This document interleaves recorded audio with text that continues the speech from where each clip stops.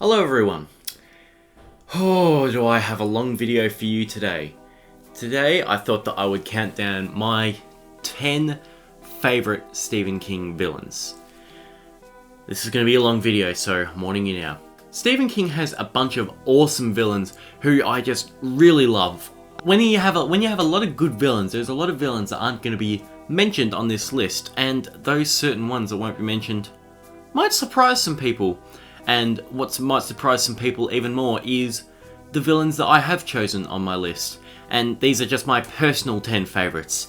It's not a definitive list. Now, I just want to talk about these villains in a bit of detail and mention what makes them so villainous to me. So there'll be a spoiler alert for this video. You have been warned, don't complain. Okay? I'll put some chapters in the description so that you can skip over the books that you haven't read and just look at the ones that you have read. And that's enough of the foreplay. Let's just get right into it. Coming in at the number 10 spot is Greg Stilson from The Dead Zone. We first learn of this man's evil from the very first few pages of this book. He's a very unstable man who just craves some form of power. And in his job that he's doing, he gets none of it. So, to gain some power, just happens near the start of the book. He kicks a dog to death because that's his way of feeling superior over something. And it is sick to see him get thrills off of it. And that's the inciting incident to make him realise how much he loves having power. And throughout this whole book, we're just watching him grow and grow in authority and just gaining more power over people over time. And by the end of the book, this ends up culminating in him wanting to start a nuclear war, which our hero of the story, Johnny Smith, sees occur in a vision of his. Greg Stilson feels very real, and he has an interesting likeness to a man named Donald Trump. His power and attitude is scary because people like him have ruled countries before in real life, and he's believable as a villain, and that's what makes him so scary and such a good villain for me. Now, at number 9, we have Stephen King's take on the Victor Frankenstein character, and that is Charles Jacobs from Revival. Charles Jacobs is a really interesting villain because at the start of the book, he isn't a bad person.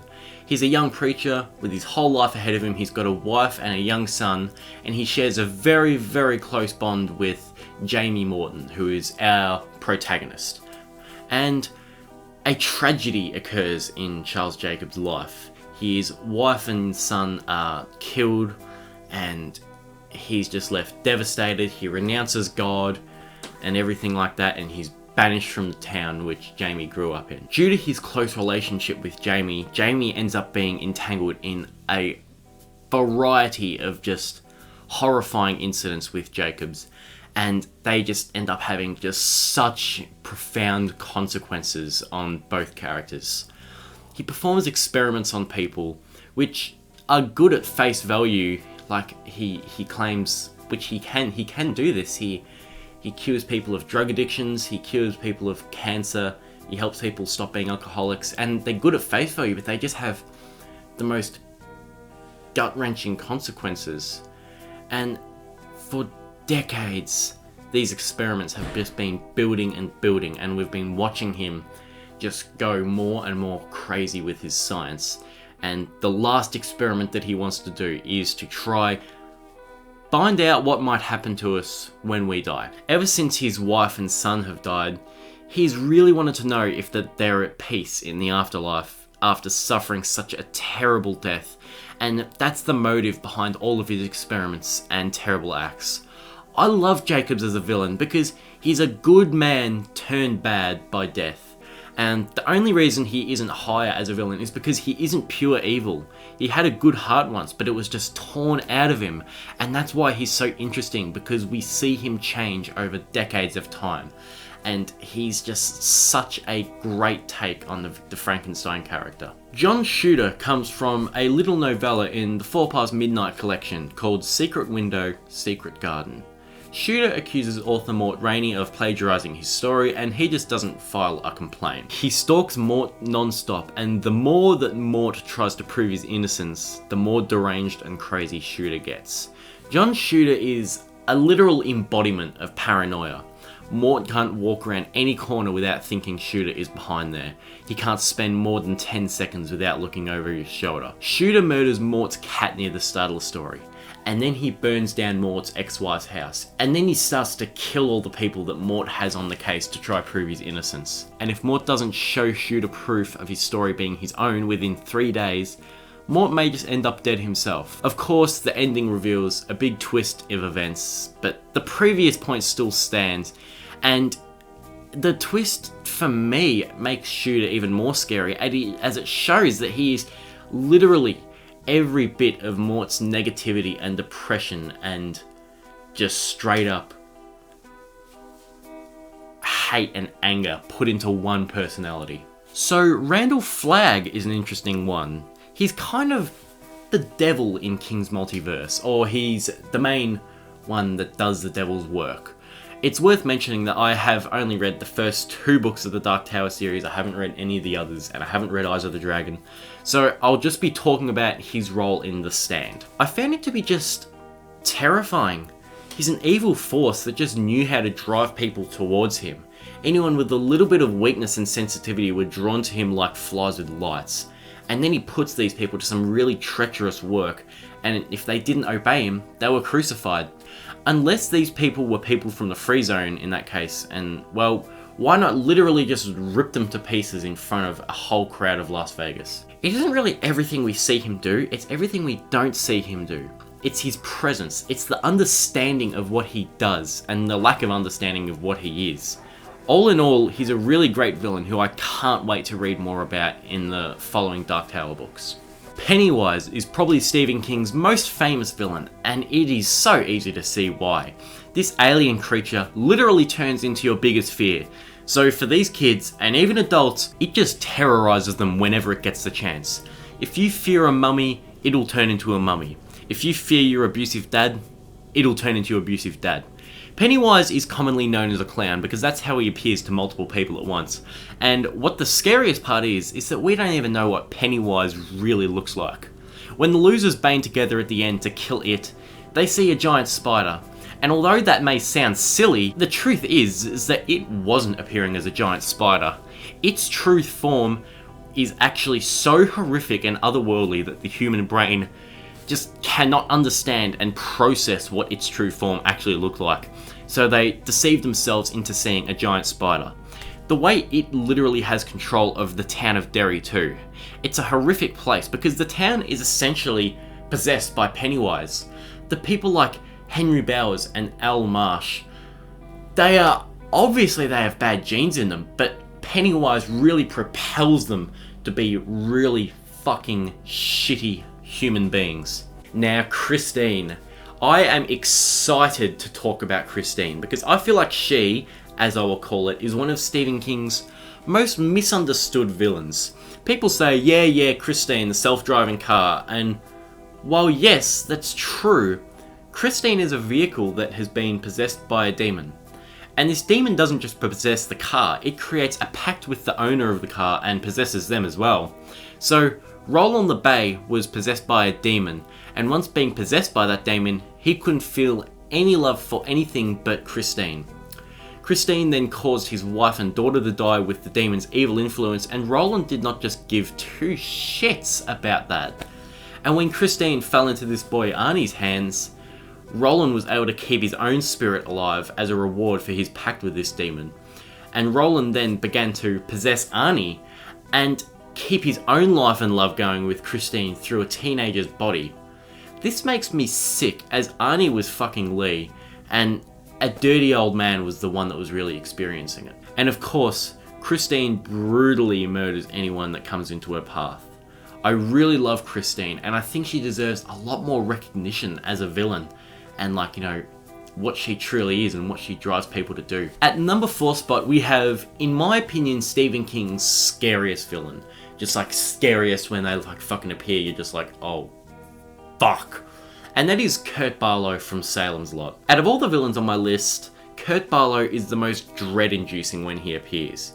He really doesn't show up much, but whenever he does, at least one person gets killed. Literally, I reread this book just a couple of months back and I realized that every single time he shows up, or better that I put it, that there is not a single time that he shows up and that he doesn't kill someone. And he's like Randall Flagg too. It's a 600-page book and he only shows up probably 6 or 7 times. It's his presence that is just so well known. Every missing student at schools, every missing bartender at restaurants, every spare seat on the bus, you know that Barlow is at the bottom of it and he has killed them. The power that he has on the town and that all these monsters are following him is just horrifying. And especially just once you see, just almost just like flies, just people just start to disappear. And then at night time, you see these people who should be dead, but they're out in they're just a big fucking clan and they're out to kill you with this tall, pale, scary motherfucker leading the way. And even at the end of the book, you get no satisfaction after Barlow is destroyed, because it's just implied that Ben and Mark are never going to live a happy day in their lives again, due to the fact that one vampire spent a couple of weeks in a small town. He is also so ancient, so old in fact that he predates Christianity, which means that multiple of the vampire laws do not apply to him, and that he has walked this earth for thousands of years. But to me, the way his presence lives on so strongly, the clan that he's created is still alive and are out pursuing Ben and Mark, and they just cannot be happy ever again. That is just one of the most terrifying things I've ever read about. Now, the next 2 villains on my list are going to be real human ones, as in they have no supernatural aspect in them at all. Spoiler alert, the number 1 pick on my list is supernatural, so I hope I'm not breaking any kind of rule with people saying that the human villains are always scarier than the supernatural ones. But anyway, number 3 is Annie Wilkes from Misery.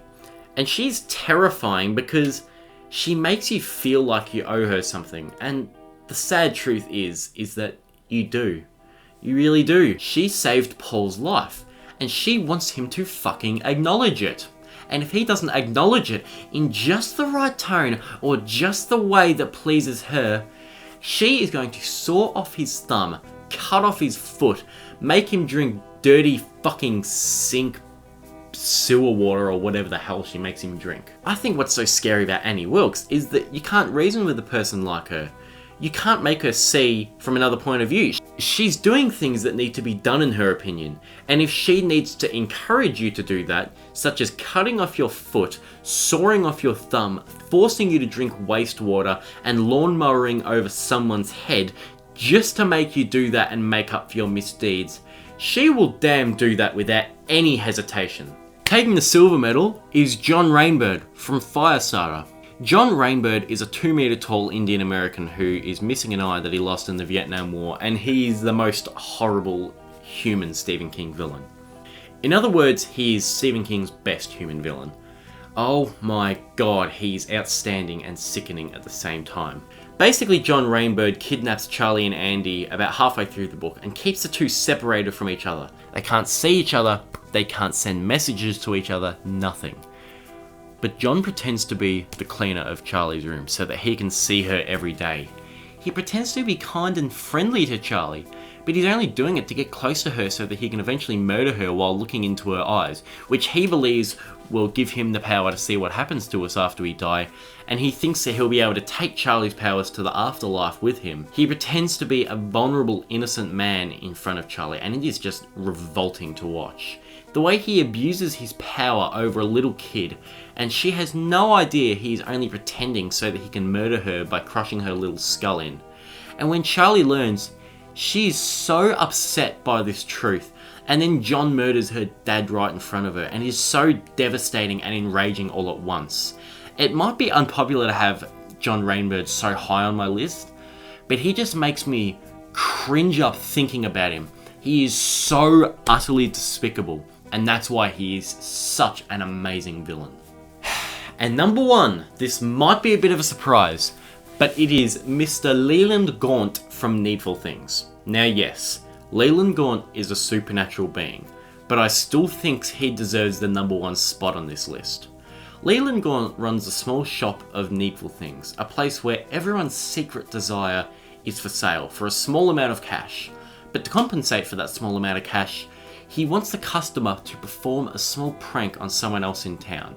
While this might seem harmless enough, Leland Gaunt orchestrates everything to culminate in pretty much everyone in Castle Rock's death, aside from a few people. He knows who hates who in town. He knows what everyone secretly wants and what the needful things are that he sells. They're actually just pieces of junk bewitched to look like valuable things. And when he sells you that item, you're effectively selling him your soul, as is revealed at the end that he has a fucking massive suitcase full of the town folks' souls. And these pranks can be so cruel. They can go from throwing mud over people's washing, to murdering dogs, to stink bombing a church so badly that everyone chokes to death on their own puke, before planting dynamite to just blow the whole fucking town into smithereens. He watches this all go down with a smile. He literally laughs when a little boy commits suicide because of him and blows his face off in front of his younger brother. It is fucking awful. He takes away someone's arthritis for their soul. And it's also revealed towards the end of the book that Leland Gaunt is some kind of being that has travelled the world for centuries doing this to various towns. To put it simply, Leland Gaunt is a creature who lives to take pleasure of other people's sadness, misery, anger, despair, and most importantly, their death. He happily tears everyone apart in life for his own enjoyment, and although it's never confirmed, I don't have much doubt in saying that Leland Gaunt is the devil himself in human form. Anyways, I hope you enjoyed that list. It's a long video, is it not? Let me know what you thought and tell us what you think your favourite Stephen King villain of all time is. Alright, I'll see you later.